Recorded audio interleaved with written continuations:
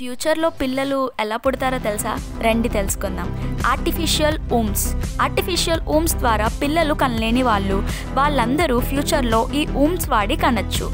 దీని ద్వారా C section, surgeries, painful birth అనేవే ఉండవు. ఒక ల్యాబ్లో 400 గ్రోత్ పాడ్స్ లేదా ఆర్టిఫిషియల్ ఊమ్స్ ఉంటాయి. ఆ పాడ్ లోపల అచ్చం తల్లి కడుపులో ఎలా ఉంటుందో అలాగే ఉంటుంది. ఒక బిల్డింగ్లో 30,000 బేబీస్ ప్రొడ్యూస్ చేయొచ్చంట ఫ్యూచర్లో. దీనివల్ల బేబీకి ఇన్ఫెక్షన్స్ రావు. మనం మన బేబీ యొక్క heart beat, temperature, movements, oxygen level అన్నీ మన ఫోన్ నుంచే చూసుకోవచ్చు, కంట్రోల్ చేయొచ్చు. ఏఐ బేబీని రెగ్యులర్గా స్కాన్ చేయడం వల్ల ఏం లోపం ఉన్నా మనకి మొబైల్కి రిపోర్ట్ వస్తుంది. ఈ యాప్లో లైవ్ గ్రోత్, టైమ్ ల్యాబ్స్, బేబీకి మనం వినిపించాలనుకున్న పాటలు అన్నీ వినిపించవచ్చు, లేదా మనం పాడింది కూడా వినిపించచ్చంట.